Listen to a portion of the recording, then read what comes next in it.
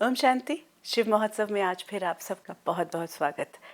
महाशिवरात्रि के इस पावन पर्व को ज्ञान को सही स्वरूप में समझते हुए जब हम सेलिब्रेट कर रहे हैं तो ज़्यादा आस्था और विश्वास के साथ कर पाएंगे और उसका असर हम अपने जीवन में देख पाएंगे। इसी विश्वास के साथ और इसी आस्था के साथ ये पूरा महोत्सव जो है वो हम मना रहे हैं। आज एक बार फिर बात को आगे बढ़ाते हैं और हमारा सौभाग्य खास माउंट आबू से है हमारे साथ बहुत सीनियर ब्रह्मा कुमारी सिस्टर उषा बहन। उनका बहुत बहुत स्वागत करते हैं। ओम शांति। उषा बहन, अगर हम देखें, हमने बात ये की थी, इनफैक्ट हमने काफ़ी ऐसी बातें इस दौरान की हैं, शिव परमात्मा शिव के पूरे उस परिप्रेक्ष्य को जानने की कोशिश की है, सही स्वरूप को समझा है और ख़ासकर जो गीता पर हम बात कर रहे हैं वो गीता उपदेश जो अब हमारे सामने बहुत क्लियर है कि वो परमात्मा शिव के महावाक्य हैं जो उन्होंने, अगर हम अपनी पिछली कड़ी को देखते हैं तो श्री कृष्ण के उस स्वरूप को जो कलयुग में एक अति साधारण व्यक्ति के रूप में थे उसमें प्रवेश करके फिर ये उवाच किया, ये महावाक्य कहे हैं। सभी दर्शकों के साथ एक बार फिर ये शेयर करना चाहेंगे कि हर बार हमारी कोशिश है कि हम जो भी हम यहाँ ज्ञान ले रहे हैं उसे समझें, अंदर मंथन करें और सचमुच ये देखने की कोशिश करें कि आज जिस युग में है हम, वही महाभारत का युग है, वही महाभारत हो रही है। ना सिर्फ बड़े परिप्रेक्ष्य में बल्कि सूक्ष्म स्तर पर, छोटे स्तर पर, हमारे अपने दिलों में, हमारे अपने घरों में, परिवारों में, देशों में वो महाभारत नज़र आ रही है। आज थोड़ा और आगे बढ़ते हैं। आगे बढ़ने से पहले एक बार हम थोड़ा रिवाइव कर लें ताकि वो बहुत से दर्शक जो नए जुड़े हैं वो भी जान जाएंगे कि कैसे हम ये समझें कि ये जो महावाक्य हैं ये परमात्मा शिव द्वारा दिए गए हैं। क्योंकि बार बार भगवान ने जब कहा कि हे अर्जुन, ये ज्ञान जो मैं तुम्हें दे रहा हूँ वो फिर लुप्त हो जाएगा और फिर मुझे आकर के तुम्हें देना पड़ेगा। मानव जाति के लिए, ये मानव जाति के कल्याण के लिए ये ज्ञान दिया गया है। कहीं पर भी श्रीमद् भगवत गीता में ये नहीं कहा गया है कि भाई कोई एक जाति के लोगों के लिए या एक धर्म के लोगों के लिए है ये, लेकिन सारे मानव जाति के लिए है।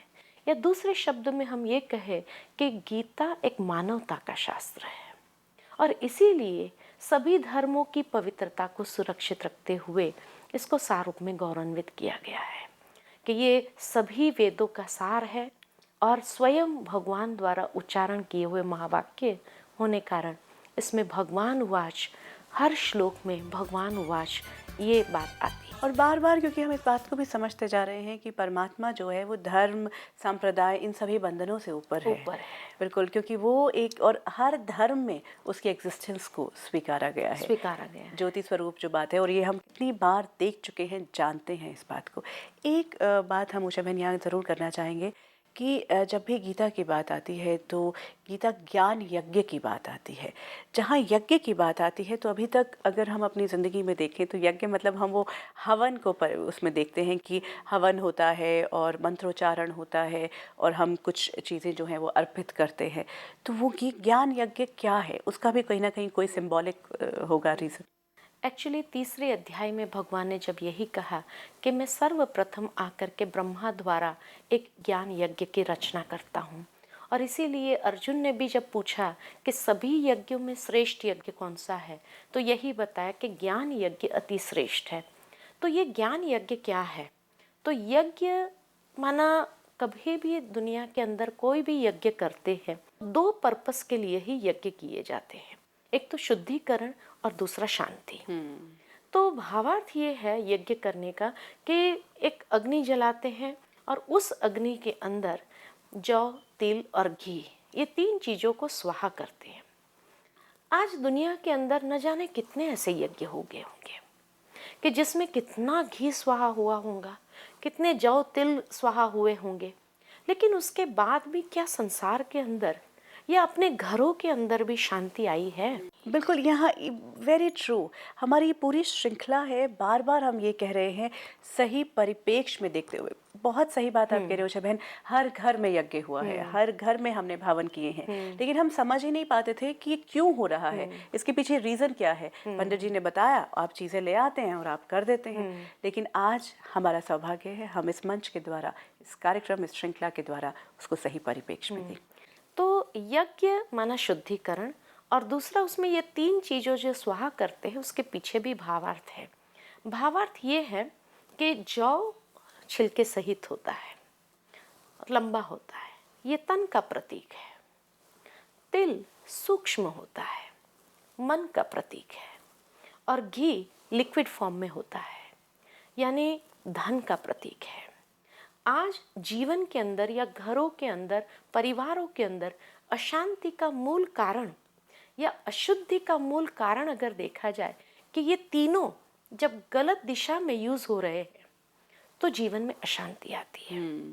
आज तन द्वारा बुरे कर्म हो रहे हैं, मन द्वारा बुरे विचार, नेगेटिव विचार उत्पन्न हो रहे हैं, और धन बुरी आदतों के पीछे बुरे रास्ते की ओर जा रहा है। अग्नि क्या है? अग्नि है योग। योग एक अग्नि के समान है जो आत्मा का शुद्धिकरण करता है। लेकिन ये आत्मा के शुद्धिकरण के लिए ये 3 चीजों को स्वाहा करने की बात है। योग के द्वारा ये तीनों का शुद्धिकरण करना है। माना कि तन जो बुरे कर्म कर रहा है उसको करो स्वाहा। बुरे कर्म अब ये तन द्वारा न हो, उसके लिए मानसिक चेतना को जागृत करने की जरूरत है कि मन के अंदर हम शुद्ध विचार ले आए, बुरे विचारों से अपने मन को मुक्त रखें। और जितने अच्छे विचार हम अपने मन के अंदर ले आएंगे, ये शांति का आधार है। और धन जो बुरे रास्ते पर जा रहा है या बुरी आदतों के पीछे जा रहा है, तो ये आदतों को करो स्वाहा, क्योंकि जीवन में अशांति का कारण ही यह है।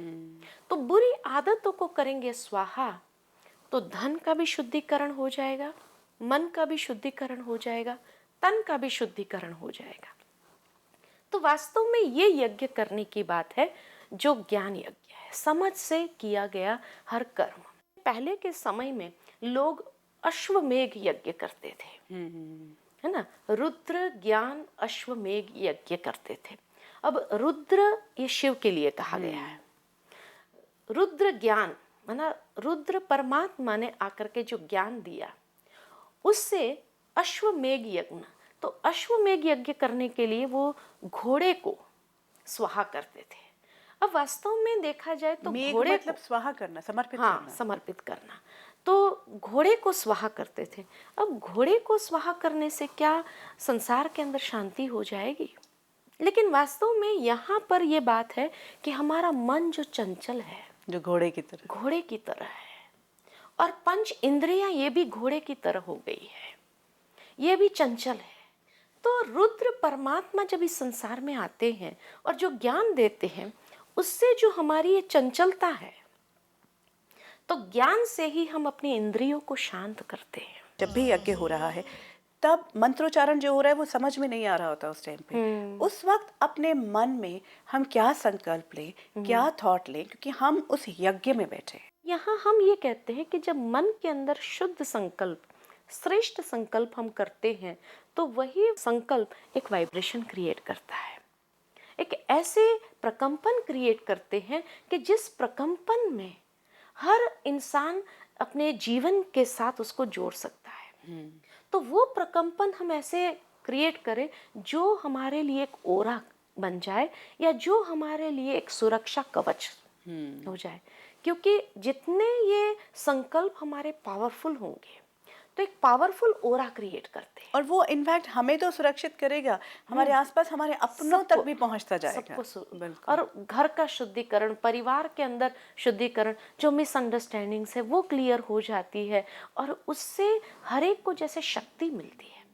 वो प्रकंपन, वो वाइब्रेशंस ऐसे हैं जो वाइब्रेशंस स्वयं को तो एम्पावर करते ही है, लेकिन वो दूसरों को भी एम्पावरमेंट देता है। तो उषा बहन, हमने बिल्कुल सही परिप्रेक्ष्य में समझा कि हवन का सही या यज्ञ का सही मायने क्या है, और जिस भी प्रक्रिया में हो हम अगर उसे सही परिप्रेक्ष्य में देखते हैं तो माना जो इंसान कर रहा है, हम ये नहीं कहते कि गलत है, लेकिन अगर सच्चे भाव के साथ उस चीज़ को अपने जीवन में उतारे, तो शायद उस करने का उसको जो एक सेटिस्फेक्शन जो मिलेगा अनुभव है वो तब होना वो शुरू हो बहुत ज़्यादा हो जाएगा। आज मनुष्य कर रहा है लेकिन इंटरनल एक सेटिस्फेक्शन नहीं है, बिकॉज अंडरस्टैंडिंग नहीं अंडरस्टैंडिंग है। नहीं दिस है। Is what I am telling, कि कहीं ना कहीं समझ में ही नहीं आ रहा होता। हम परिवार कह रहा है, पंडित जी कह रहे हैं, या कोई भी कह रहा है और हम कर रहे होते हैं। तो दिस इज एक्चुअली अवेकनिंग। यहाँ हमें बिल्कुल समझ में आता है कि जब एक बात ये क्लियर हो जाती है, अब हम उस बात को उस परिप्रेक्ष्य में समझते हुए जब करते हैं तो उस एहसास को हम अपने साथ रखेंगे।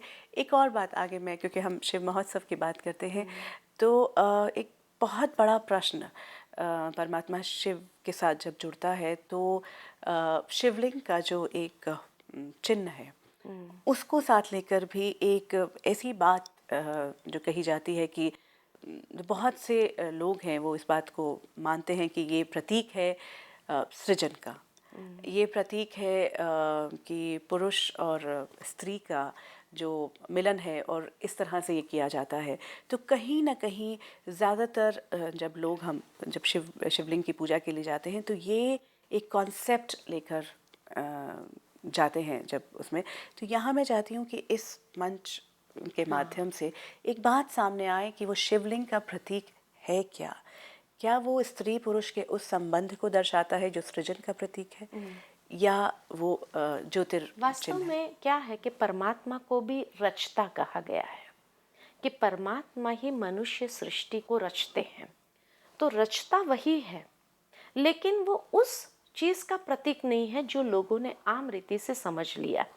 लेकिन वास्तव में परमात्मा रचता है तो कैसे है, उसकी कल्पना मनुष्य कर भी नहीं पाते हैं, क्योंकि परमात्मा की रचना का सारा आधार सूक्ष्म है और वो सूक्ष्म स्तर तक बुद्धि पहुंच सके ये इतना नहीं समझ पाते हैं। इसलिए उसको स्थूल वे में उसको समझ लिया है कि शायद इसी तरीके से उसको संसार की सृजना की होगी। यहाँ आज, क्योंकि आज हम जो हर परिप्रेक्ष्य ले रहे हैं, हम शिव और शंकर के भेद को जाने हैं, हम शिव और श्री कृष्ण के भेद को जाने हैं कि क्यों ये रही बातें जो हैं। इसीलिए आज क्योंकि कहीं ना कहीं बहुत से जो व्यक्ति हैं वो उनकी कहीं ना कहीं आस्था कुछ ऐसे होने लगती है कि ये क्या प्रतीक हुआ, तो क्यों ऐसा माना गया और वो शिवलिंग जो है वो प्रतीक क्या है। वास्तव में ज्योतिर्लिंगम जो कहा, तो ज्योतिर्लिंगम, लिंग का स्थूल अर्थ भी अगर लिया जाए ना तो लिंग का मतलब है स्वरूप।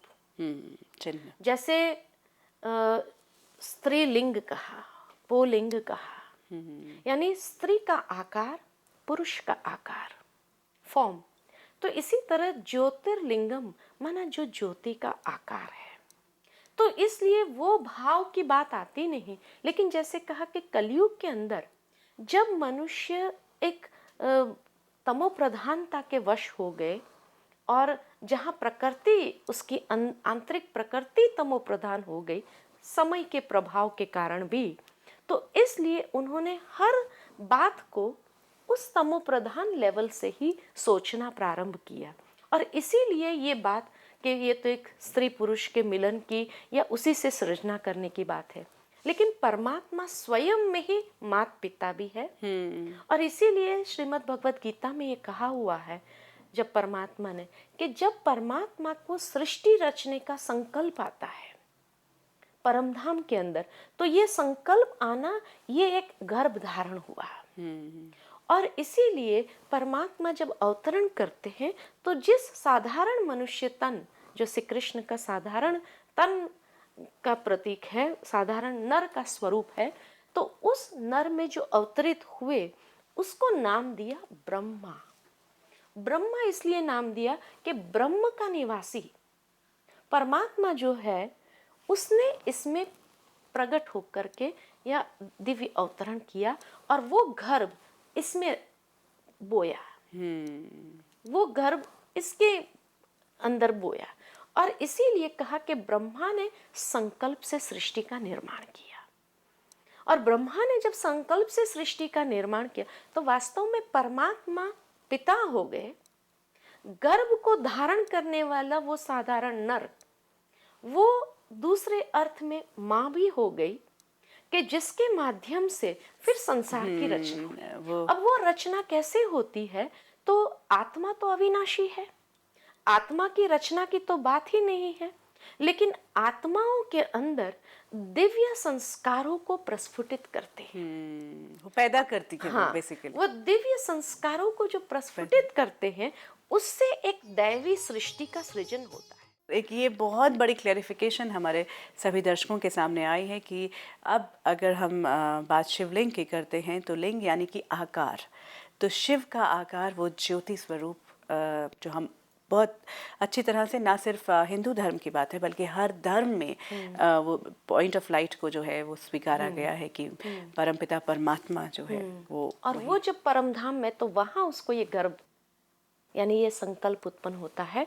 कि अब सत धर्म की स्थापना करने का समय आया, तब वो अवतरित होते हैं और वो संकल्प का बीज उसमें रोपते हैं। तो बीज रोपने का कार्य तो किया है, लेकिन मनुष्य ने उसको स्थूल स्वरूप में ले लिया है। क्योंकि जहाँ बॉडी कॉन्शियसनेस में रहे तो बिल्कुल अब वो फिर हमारे सामने, इनफैक्ट अगर हम देखें तो ये समझ में भी आ रहा है कि क्यों ऐसा होता गया, क्योंकि जहाँ कॉन्शियसनेस शिफ्ट हुआ फिर हमारा पूरे चारों तरफ वही बातें आ जाती हैं जो इसी शरीर से जुड़ी हुई हैं। तो इस शरीर से जुड़ती हुई जो जो चीज़ें होती गई हमने उसको उनको ईश्वर के साथ भी जुड़ा।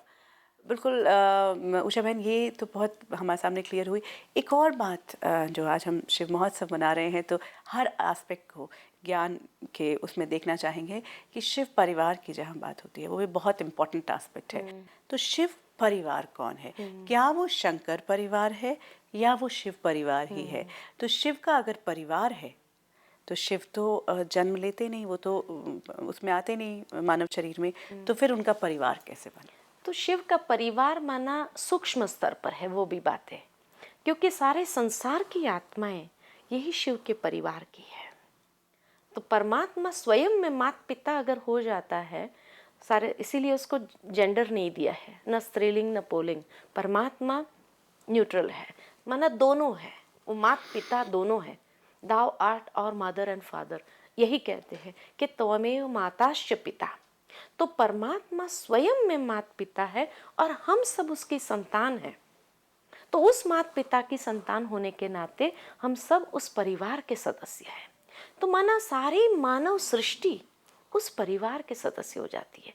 इसीलिए तो भारत के अंदर वसुधैव कुटुंबकम की भावना को विशेष महत्व दिया गया कि सारा संसार हमारा परिवार है। लेकिन हाँ, शंकर की जहाँ बात आती है वहाँ शंकर का परिवार जो दिखाया है कि भाई एक प्रतीकात्मक रूप में ही अगर देखा जाए कि शंकर को एक देवता के रूप में दिखाया है, पार्वती एक देवी के रूप में दिखाया है, और फिर कहा जाता है कि शंकर जी को तपस्या करनी थी और इसलिए जब उन्होंने बताया कि मैं कैलाश पर्वत जा रहा हूँ तपस्या करने के लिए, तब पार्वती जी ने कहा कि भाई मैं अकेली हो जाऊंगी तो कोई तो मुझे मिले।